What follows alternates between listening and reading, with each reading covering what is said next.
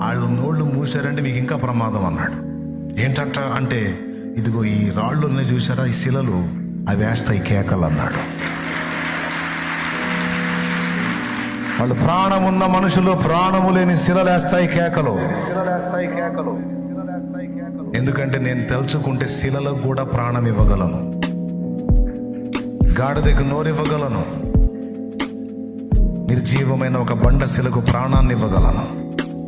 జాగ్రత్త అంటే సర్దుకున్నారు. నిజంగా అంత పని చేసినా చేసి బోధకుడు మామూలుడు కాదు.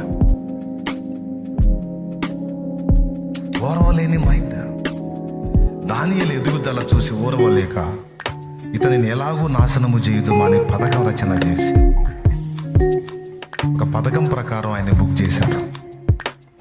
అసలు ఏ పాయింట్లో దొరుకుతాడు ఇతని మనం దెబ్బతీయాలంటే, ఏ పాయింట్లో దొరుకుతాడని టాప్ టు బాటం అంతా ఎక్స్రే చేశారు.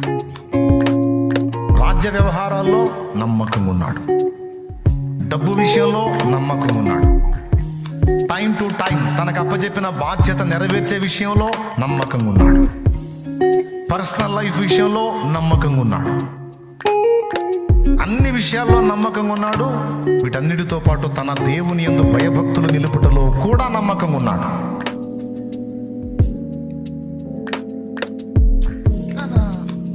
మనిషి అంటే ఏదో ఒక లోపం ఉంటుంది. ఈ దానియేలు దగ్గర ఏం దొరకట్లేదు ఏందిరా? ఏం దొరకట్లేదా? దొరకకపోతే దొరికిద్దాం. అతని దగ్గర ఏ సమస్య లేకపోతే సమస్య సృష్టిద్దాం. ఎట్లా సృష్టిద్దాం? ఎట్లానా? అతని వీక్నెస్ ఏంటి? తన దేవుడు. ఏది మానుకున్నా మానుకోకపోయినా కనీసం తిండన్నా మానుకుంటున్నాడు. కానీ ఒక్కోసారి రోజుకు 3 సార్లు ప్రార్థన చేయటం మాత్రం మానుకున్నాడా? లేదురా, నేను చూసినంత వరకు లేదు. కొన్నిసార్లు అన్నం తినడం కూడా లేట్ అయినా దాన్ని వదిలేడు, కానీ వెళ్ళి మోకాళ్ళు వేయటం మాత్రం మానుకోడరా. ఖచ్చితంగా టెన్షన్ కొట్టాడు, టైం టు టైం మోకాళ్ళు వేస్తాడు. అది మాత్రం నాకు బాగా తెలుసు అని చెప్పుకున్నారు. ఇప్పుడు మీకు అర్థం అవ్వలేదా అతని వీక్నెస్ దేవుడని? అది వాస్తవమే. ఇప్పుడు నేను ఒక స్కెచ్ చేస్తాను, మీరు ఫాలో అవ్వండి అని. ఏం లేదురా, ఒక 4 రోజులు ఎవ్వరూ తమ తమ దైవాలకు ప్రార్థన చేయొద్దు, అందరు కలిసి రాజుకే చెయ్యాలి అని ఒక చట్టం చేద్దాం. ఏం చట్టం?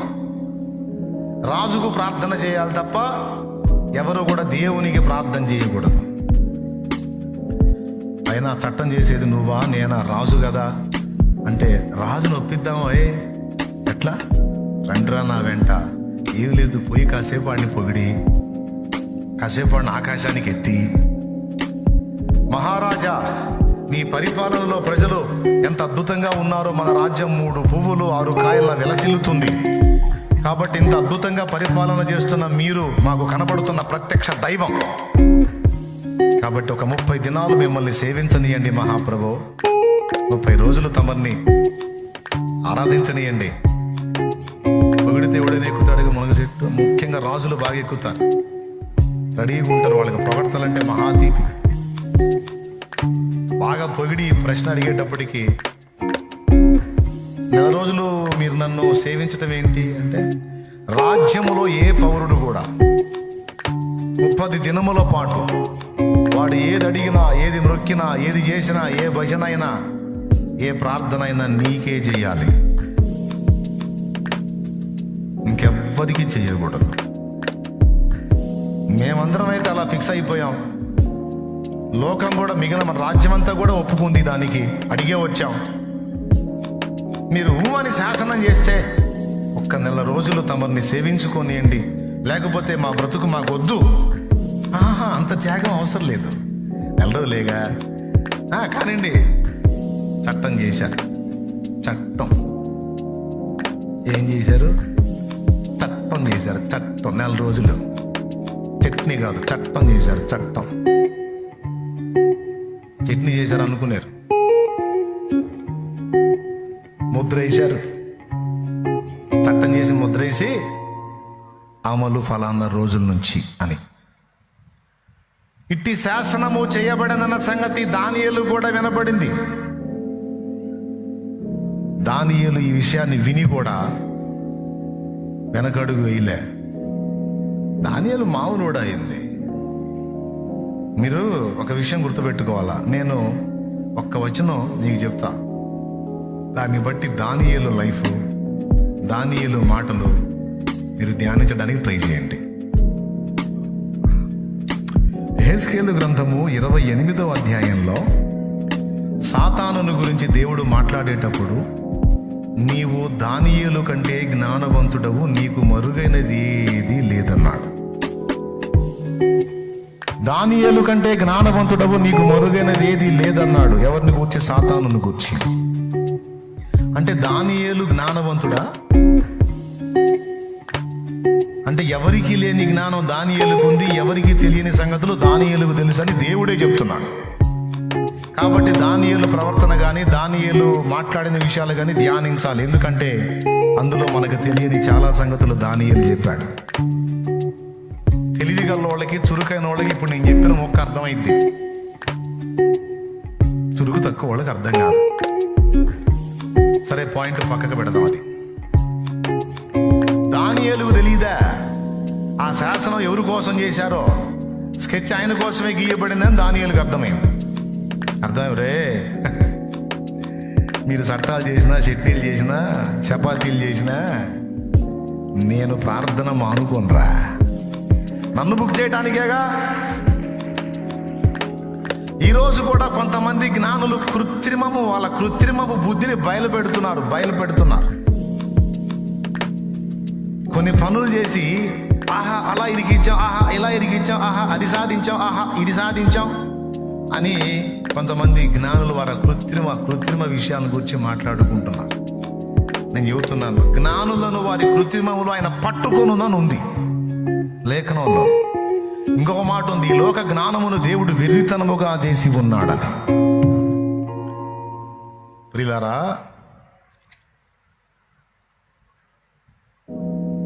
బాగా చూశారు.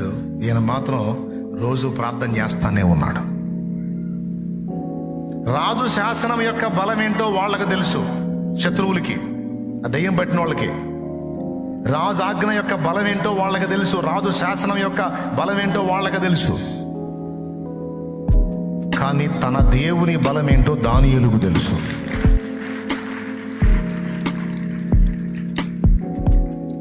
ఒకవేళ రాజాజ్ఞ వచ్చిందని భయపడి దానియేలు ప్రార్థన మానుకుంటే ఎలా ఉండేదో ఊహించండి ఒకసారి. దానియేలు చరిత్రే ఉండేది కాదు. మానుకోరా, ఏం చేస్తారు? మహా అయితే సింహాల గుహలో వేస్తారని ఆజ్ఞ. నా దేవుడు సర్వాధికారి, వాడు రాజు అయితే, శాసనం విధించిన వాడు రాజు అయితే, నా దేవుడు రాజుల రాజు, ప్రభువుల ప్రభు, భూపతులకు అధిపతి, సర్వలోక చక్రవర్తి, పరాక్రమశాలి, యుద్ధ శూరుడగు యెహోవా, భూమి ఆకాశములకు సృష్టికర్త. నేను ఈ రాజుని బట్టి ఆ రాజుని నిర్లక్ష్యం చేయాలా? అసలు ఆయనతో పోలిస్తే వీడెంత? కాబట్టి నేను నా రాజుకే విలువిస్తా. నా రాజు నా రాజే. నా రాజుని ఎడబాసి ఉండటం కంటే చచ్చిపోయిందే మేలు. కనుక నేను నా రాజుకి బ్రతిమాలు కొనుట, మొర్ర పెట్టుకొనుట, ప్రార్థన చేయుట అనేవి మానను. ఇది నా తీర్మానం. అలా చేసేవాళ్ళను చంపటం రాజు తీర్మానం అయితే, చంపినా చావు వచ్చినా సరే నేను నా దేవుని విడవననేది నా తీర్మానం. రోజు ప్రార్థన చేస్తున్నాడు, రోజుకు 3 సార్లు, ఏమాత్రం మార్పు లేదు. అప్పుడు వీళ్ళందరూ వచ్చారు, ఈ దయ్యం పట్టిన వాళ్ళందరూ వచ్చారు. ఈ దయ్యం పట్టిన వాళ్ళకి ఒకటి తెలియదు, వాళ్ళు పెట్టుకుంటుంది దేవుడితో అని. దేవుడు ఎలాంటి వాడు అంటే వాళ్ళ చేతులతోనే వాళ్ళకి రెడీ చేసి పెడతాడు. మళ్ళీ మనకు కూడా చాకిరి ఉండదు అసలు. మళ్ళీ మనం ఏదో కష్టపడి వాళ్ళకి రెడీ చేయాల్సిన అవసరం ఏమి ఉండదు. ఆ చాకిరి మీకు ఎందుకు బేటా, అది కూడా వాళ్ళే చేసుకుంటా, లేక సాగండ్రా అంటాడు. నేను అర్థమైందా మీకు? నిన్ను నాశనం చేయాలనుకునే వాడి నాశనాన్ని వాడి చేతులతో వాడే రెడీ చేసుకునేటట్టు దేవుడు చేస్తాడు. అంత డేంజర్ దేవుడు. అది తెలియదు వాళ్ళకి. కానీ ఆ సంగతి దానియేలుకు తెలుసు. తన దేవుడు చేతగాని వాడై వాళ్ళు బానిసలుగా రాలా. తన దేవుడు అసమర్థుడై వాళ్ళు బానిసలుగా పంపబడలా. తన దేవుడు రోషం కలిగిన వాడని దానియేలుకు తెలుసు. మరి ఎందుకు వచ్చారు బానిసలుగా అంటే ఎగస్టాలు ఎక్కువైనందుకు వచ్చారని తెలుసు దానియేలుకి. జిలాగు పనులు చేసి దేవుడు తంతే ఈ గతి పట్టారన్న సంగతి దానియేలుకు తెలుసు. భక్తులు కూడా జిలాగు పనులు చేస్తారు. పనులు చేసినప్పుడు తంతాడు దేవుడు, తన్నినప్పుడు పరారవుతారు అనమాట. మళ్ళీ ఆయన పాదాలు పట్టుకుంటే లైన్లో తెస్తాడు. ఇప్పుడు మీకు కూడా అర్థం కావాలి. ఈరోజు నానా రకాలుగా తృణీకారాలు పొందుతున్నామంటే ఎగస్టాలు ఉన్నాయి. గతంలో కొన్ని జిలాక్ చేష్టాలు ఉన్నాయి. ముందు చేయాల్సింది ఏంటంటే ఎక్కడ జిలాక్ పనులు చేశానో చూసుకొని ఆ జిలాక్ చేష్టాలు మానుకొని దేవుని వైపు తిరిగి పశ్చాత్తాపడి క్షమాపణ కోరుకోవాలి.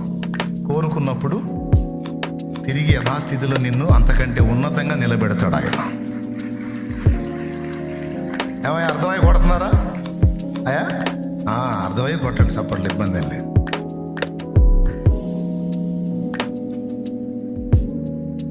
దేవుడు ఎప్పుడు తేడా కాదని తెలుసు దానియేలు. ప్రార్థన చేస్తున్నాడు. చేప వల్ల పడిందిరా అని పోయి రాజు దగ్గర కేసు పెట్టేశారు. ఏదనుకున్నావు అది అయింది, చిక్కాడ్రా, ప్రార్థన చేస్తున్నాడు అని రాజు ముందుకు తీసుకెళ్ళి సూర్యోదయం మొదలుకొని సూర్యాస్తమయం వరకు వాదించారంట. బుక్ అయింది దానియేలని రాజుకు తెలిసి, దానియేలు దేవుని సేవకుడు రా, ఆయన జోలికి పోయానంటే నేను పోతాను, ఇదేందో అడు తిరిగి నాకు మూడినట్టుంది, దరిద్రులారా మీ మాట విని నేను నానెత్తికి తెచ్చుకున్నాను, అతను ఆల్రెడీ 2-3 రాజులను ఆడుకున్నాడు, ఆయన ఎందుకు వచ్చిన గొడవరా, నా ప్రాణానికి పెట్టారని వాడు టెన్షన్ స్టార్ట్ అయింది. ఏం చేద్దాం, శాసనం చేశాడు. మరి వీళ్ళంటారు, మహారాజా ఒక కంట్లో బెల్లం ఒక కంట్లో సున్నావా, నీకు నచ్చిన వాళ్ళకేమో తీర్పు లేదా అంటే మా సామాన్య ప్రజలైతే వేసేస్తావా, దానియేలు కాబట్టి వేయవా, ఎట్లయితే తిరుగుబాటు వచ్చిద్ది మేము ఊరుకోమన్నారు. సావు మూడోళ్ళు అంతే, వినరు. వాళ్ళ నడమంత్రం, వాళ్ళ నిడివేలం వినరు. ఇది కాదురా అంటే వినరు, పోతారు. వాళ్ళ చేతులారా వాళ్లే చేసుకొని దారిని పోయేదాన్ని తగిలించుకొని అడ్రస్ లేకుండా పోతుంటారు. దేవునికి స్తోత్రం.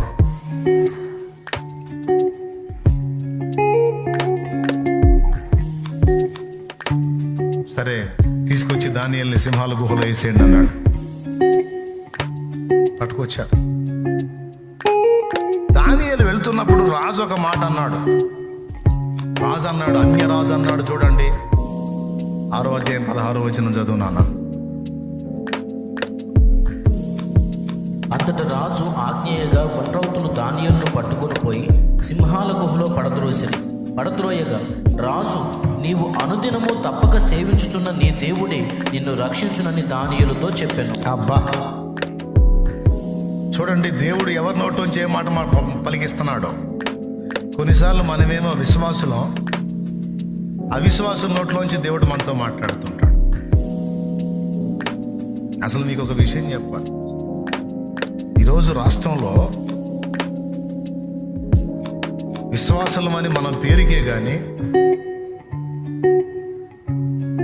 మన విశ్వాసులని పేరుకే కానీ చాలామంది అన్యులు, అందులో ఎమ్మెల్యేలు కూడా ఉన్నారు. అన్యులు మనకంటే గొప్ప విశ్వాసులు. ఎంత విశ్వాసులు అంటే మన దేవుడి పవర్ ఏందో వాళ్ళకి తెలుసు, బైబిల్ గ్రంథ పవర్ ఏందో వాళ్ళకి తెలుసు, సువార్త శక్తి ఏందో వాళ్ళకి తెలుసు, క్రీస్తు పవర్ ఏందో వాళ్ళకి తెలుసు. కలవరింతలో అసలు నాకైతే అనిపిస్తుంది, దేవుడు తీర్పు తీరిస్తే వాళ్ళని మనల్ని త్రాసులో చూస్తే మనం తక్కువగా కనపడతామేమో అనిపిస్తుంది నాకు. మాకంత సీన్ ఏడుందిరా అని మనం అంటున్నాం. లేదు లేదు మీరు మామూలు కదా వాడు అంటున్నాడు. ఇప్పుడు ఎవరు విశ్వాసి? మాకంత సీన్ లేదురా అని మనం అంటున్నాం. లేదు లేదు నీ దేవుడు పవర్ఫుల్ అని వాడు అంటున్నాడు. ఎంత కలవరం పుడితే చర్చిలు పడగొట్టుకుంటారండి. రోజుకి ఒకసారి వాష్రూమ్కి వెళ్ళాల్సిన వాళ్ళు ఎన్నిసార్లు వెళ్తున్నారో.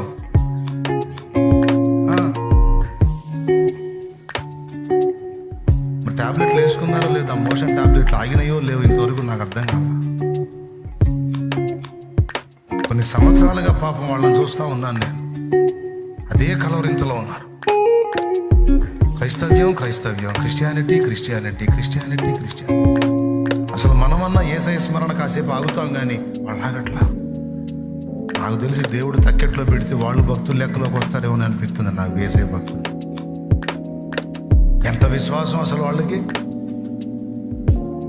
చర్చి పక్కన కళ్ళు కాంపౌండ్ పెట్టాడంట ఒకడు. ఎక్కడ? చర్చి పక్కన కట్టాడంట కళ్ళు కాంపౌండ్. వీళ్ళేమో స్తోత్రాలు, వాళ్ళేమో చండాల పాటలు. తాగినోడు ఊరుకోడుగా, గందరగోళం చేస్తాడుగా. పెద్ద పాక వేసి పెట్టాడు, కళ్ళు కాంపౌండ్ పెట్టాడు.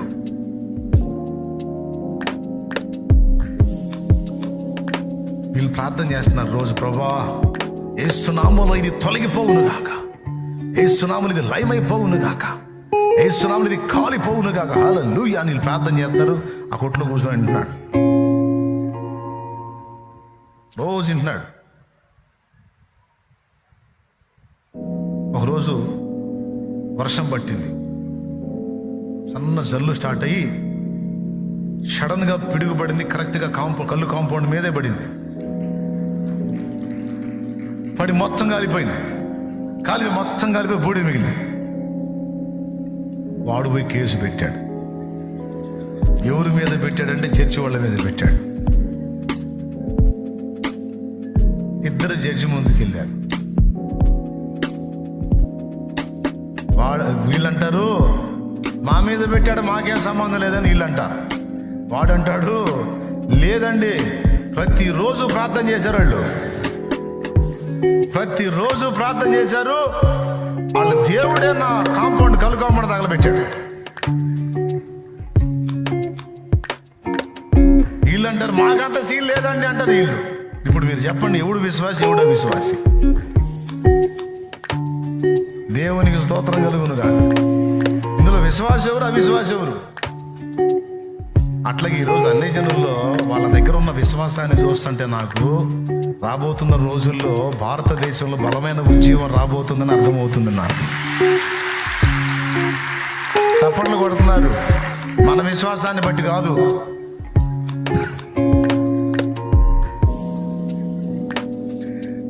ఎంతమందికి అర్థమైంది?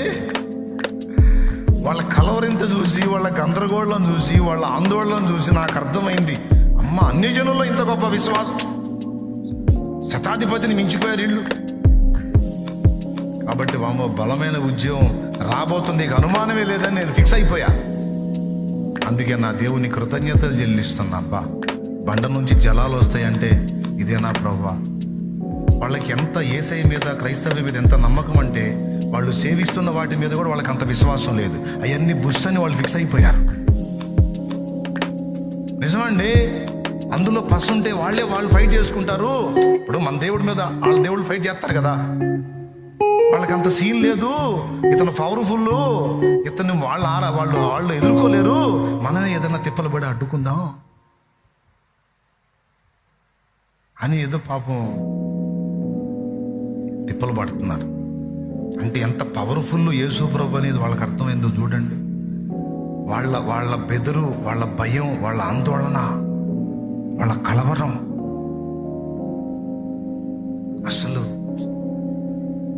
అసలు ఏం జరుగుతుంది దేశంలో, రాష్ట్రంలో? ఏం బాబా అంత కలవరం వచ్చిందే? ఇశ్రాయేలీల దేవుడైన యెహోవా దెబ్బ చెబితే ఎవడైనా కలవరపడాల్సిందే. నజరేయుడగు యేసుక్రీస్తు అంటే అది సింహస్వప్నమే. మనకు వచ్చినట్టు ఏనుగు కూడా కలవచ్చుద్దాం. ఏనుకల్లో సింహంగా వచ్చి సచ్చిదాడు. పెద్దోళ్ళు చెబుతారు దాన్ని సింహస్వప్నం అంట. అట్లనే ఇప్పుడు రాష్ట్రంలో ఉన్న వాళ్ళందరికీ, చిన్నోళ్ళకి పెద్దోళ్ళందరికీ యేసయ్య సింహస్వప్నం అయ్యాడు. ఒరే, నీ దానిలో పసు ఉంటే, నీ దానిలో దమ్ము ఉంటే దాన్ని అడగరా పోయి, లేదా దాన్ని ప్రకటించరా నీకు చేత అయితే. తెలుసు నీకు దానిలో లేదు బుస్సు, అది కల్పితం అని తెలుసు, ఇది పవర్ఫుల్ అని తెలుసు నీకు.